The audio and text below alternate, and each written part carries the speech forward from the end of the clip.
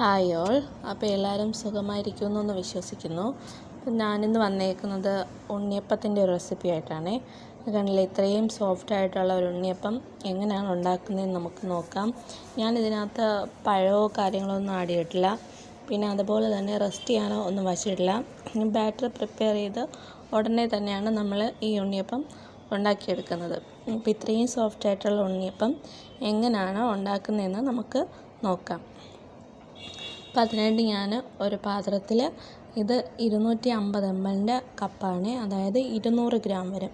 അതിലോട്ട് ഞാൻ 3 കപ്പ് അരി, അതായത് 600 ഗ്രാം അരി എടുത്ത് വെള്ളം ഒഴിച്ച് നല്ല വൃത്തിയായിട്ട് കഴുകി വെക്കുകയാണ്. ഇത് റേഷൻ കടയിൽ നിന്ന് വാങ്ങിയ പച്ചരിയാണ്.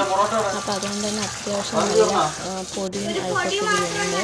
അപ്പോൾ ഞാൻ വെള്ളം ഒഴിച്ച് നല്ല വൃത്തിയായിട്ട് കഴുകി എടുത്തിട്ട് വരാം. കഴുകുമ്പോൾ നന്നായിട്ട് തിരുമ്മി കഴുകണം, എന്നാലേ അഴുക്കൊക്കെ പോകത്തുള്ളൂ. അപ്പം ഞാൻ നല്ലപോലെ കഴുകി എടുത്തിട്ട് വന്നിട്ടുണ്ട്. ഇനി ഈ അരി മുങ്ങിക്കിടക്കുന്നതെന്നും കുറച്ചും കൂടെ മേളിൽ വെള്ളം ഒഴിച്ച് കുതിരാൻ വയ്ക്കുന്നുണ്ട് ഒരു 2 മണിക്കൂർ. ഇപ്പം നമ്മുടെ ശർക്കര ഞാനിവിടെ 800 ഗ്രാം ശർക്കരയാണ് എടുത്തത്. അത് നല്ലപോലെ ഉരുക്കിയെടുത്തിട്ട് നമ്മൾ നേരത്തെ കഴുകി കുതിരാനിട്ടിരുന്ന അരി നമ്മൾ നന്നായിട്ട് കഴുകി വൃത്തിയാക്കി എടുത്തിട്ടുണ്ട്. അതിലോട്ട് ഞാൻ 8 ഏലക്കയോളം ആഡ് ചെയ്തിട്ടുണ്ട്. ഇനിയും നമ്മൾ നേരത്തെ റെഡിയാക്കി വെച്ച ശർക്കര പാനി അരിച്ച് ഒഴിക്കണം. അല്ലെങ്കിൽ ഇതുപോലെ കുറേ വേസ്റ്റൊക്കെ കാണാം. അരിച്ചൊഴിച്ചില്ലെങ്കിൽ അത് നമ്മുടെ ഈ ബാറ്ററിലായി പോകും. അപ്പോൾ നന്നായിട്ട് അരിച്ചൊഴിച്ചിട്ട് ഈ ശർക്കര പാനിയാണ് വെള്ളത്തിന് പകരം നമ്മൾ അരിച്ചൊഴിക്കുന്നത്. ഒഴിച്ച് നമ്മൾ നന്നായിട്ട് അരി അരച്ചെടുക്കണം.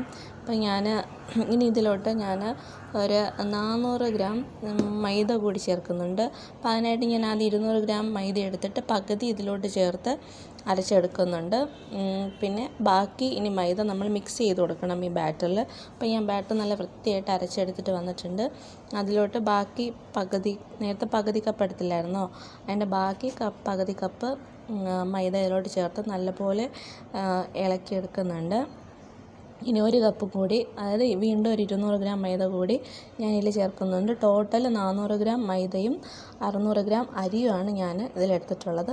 പിന്നെ നമ്മുടെ ശർക്കര പാനി മുഴുവനായിട്ട് ഞാൻ ഇതിലോട്ട് ചേർത്ത് നല്ലപോലെ ബാറ്റർ ഇളക്കി എടുക്കുന്നുണ്ട്. ഇതിലെ കട്ടയൊക്കെ പോയി കിട്ടുന്ന രീതിയിൽ നല്ലപോലെ വിസ്ക് വെച്ചിട്ട് നല്ലപോലെ ഇളക്കി നല്ല സോഫ്റ്റ് ആക്കി എടുക്കണം. ഇനി ഇതിലോട്ട് ഞാനൊരു 3 നുള്ള് സോഡാപ്പൊടി കൂടെ ചേർത്തിട്ട് ഇളക്കിയെടുക്കുകയാണ്, കാരണം നമ്മൾ റെസ്റ്റ് ചെയ്യാനൊന്നും വയ്ക്കുന്നില്ല.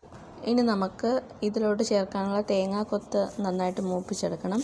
അതിനായിട്ട് ഞാനൊരു ചട്ടി അടുപ്പത്ത് വെച്ചിട്ട് കുറച്ച് ഒരു 2 ടേബിൾ സ്പൂൺ നെയ്യ് ഒഴിച്ച് കൊടുത്തിട്ട് ഈ തേങ്ങാക്കൊത്ത് കുഞ്ഞായിട്ട് അരിഞ്ഞത് ഞാൻ ഇതിലോട്ട് ആഡ് ചെയ്ത് കൊടുക്കുകയാണ്. അപ്പോൾ ഇത് നല്ലപോലെ ഗോൾഡൻ കളറായി വരുന്നവരെ നമുക്ക് മൂപ്പിച്ചെടുക്കണം. ഇതിലോട്ട് നിങ്ങൾക്ക് എള്ള്, പിന്നെ നമ്മുടെ കപ്പലണ്ടി അതൊക്കെ ആഡ് ചെയ്ത് കൊടുക്കാം. ഞാനിപ്പോൾ ഈ തേങ്ങ മാത്രമേ ഇതിൽ ആഡ് ചെയ്ത് കൊടുക്കുന്നുള്ളൂ. ഇപ്പോൾ നമ്മൾ ഈ തേങ്ങ ചെറുതായിട്ട് തണുത്ത ശേഷമേ ഇതിലോട്ട് ആഡ് ചെയ്ത് കൊടുക്കാവൂ. ഇനി ഈ തേങ്ങ ചേർത്ത ശേഷം ഈ ബാറ്റർ നല്ലപോലെ ഒന്ന് മിക്സാക്കി കൊടുക്കാം. ഈ തേങ്ങ കഷ്ണങ്ങൾ ബാറ്ററിൻ്റെ എല്ലാ ഭാഗത്തും എത്തുന്ന രീതിയിൽ നമുക്ക് മിക്സാക്കി കൊടുക്കാം. ഇനി നമുക്ക് ഉണ്ണിയപ്പം ചുടാൻ തുടങ്ങാം. അതിനായിട്ട് ഞാനൊരു ചട്ടി അടുപ്പത്ത് വെച്ച് എണ്ണ ഒഴിച്ച് ചൂടാക്കിയിട്ടുണ്ട്. ഈ ചട്ടി ഒരുപാട് കാലപ്പഴക്കമുള്ള ചട്ടിയാണ്. എൻ്റെ കുഞ്ഞിലെ എൻ്റെ വീട്ടിൽ ഉപയോഗിച്ചിരുന്ന ചട്ടിയാണ്. അതാണ് ഈ ഒരു നിറത്തിയിരിക്കുന്നത്. നല്ല കാലപ്പഴക്കമുള്ള ചട്ടിയാണ്. അപ്പോൾ ഞാൻ ബാറ്ററൊക്കെ ഒഴിച്ച് കൊടുത്ത് ഒരു ഭാഗം നന്നായിട്ട് മുരിഞ്ഞ് വന്നപ്പോൾ അടുത്ത ഭാഗം മറിച്ചിട്ട് കൊടുത്തിട്ട് അതും ഒന്ന് ഫ്രൈ ആയി വരുമ്പോൾ നമ്മൾ ഒരു പപ്പട കുത്തി വെച്ചിട്ടാണ് ഞാൻ കുത്തിയെടുക്കുന്നത്. അപ്പോൾ നമ്മുടെ ഉണ്ണിയപ്പമൊക്കെ നല്ല പാകമായിട്ട് വെന്ത് വന്നിട്ടുണ്ട്. എപ്പോഴും മീഡിയം ഫ്ലെയിമിൽ വെച്ച് ഇത് ചെയ്യാവൂ, അല്ലെങ്കിൽ ഹൈ ഫ്ലെയിമിൽ വെച്ച് കഴിഞ്ഞാൽ പുറം ഭാഗം കരിഞ്ഞു പോകും, ഉൾഭാഗം വെന്ത് കാണത്തില്ല.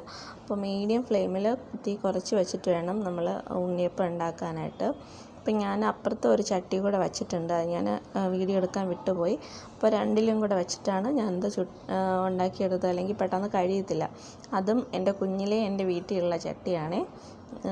ഇത് ഒരുപാട് കാലപ്പഴക്കമുള്ള ചട്ടിയുണ്ട്, അതിന് പെട്ടെന്ന് ഇളകി വരും അതിൽ നിന്ന്.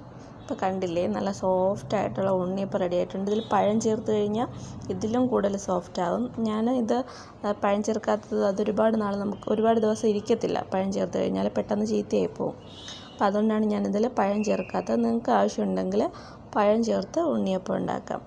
അപ്പോൾ കണ്ടില്ലേ നല്ല സോഫ്റ്റായിട്ട് വന്നേക്കുന്നത്. അപ്പോൾ എല്ലാവരും ഈ റെസിപ്പി ഒന്ന് ട്രൈ ചെയ്ത് നോക്കണം. നിങ്ങളുടെ അഭിപ്രായങ്ങൾ കമൻറ്റിൽ രേഖപ്പെടുത്തുകയും വേണം.